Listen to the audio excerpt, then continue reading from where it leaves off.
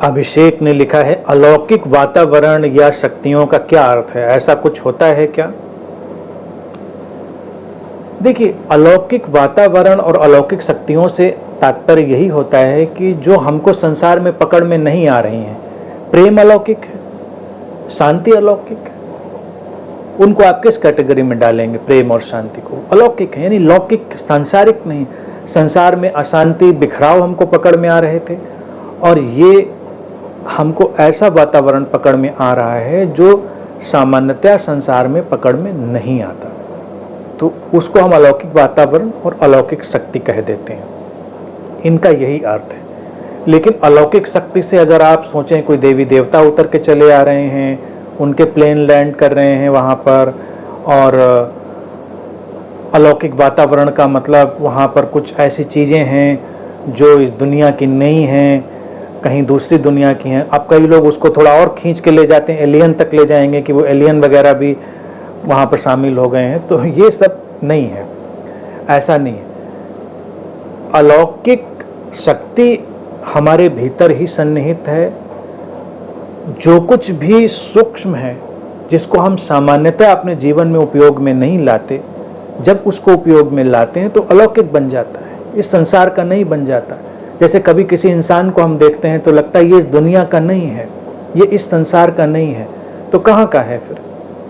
क्योंकि वो उस ढांचे में भी फिट होता हुआ हमको नहीं लग रहा है। शांति अलौकिक नहीं है क्या?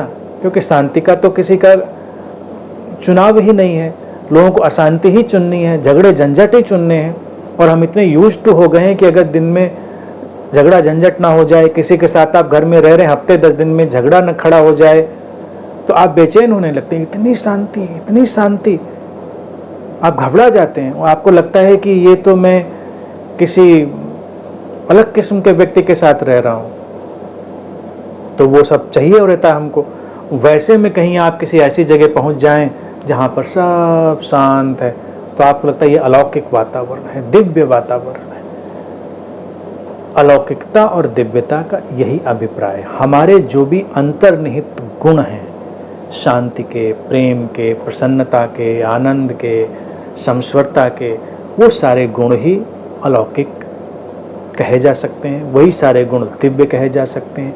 और जब वो तुम्हारे भीतर प्रस्फुटित होते हैं तो उनका एक वातावरण बनता है। जैसे कोई आदमी क्रोध में भरा बैठा हो तो उसके चारों तरफ एक वातावरण होगा, तो वो लौकिक वातावरण ही कहेंगे ना, लौकिक शक्ति है क्रोध।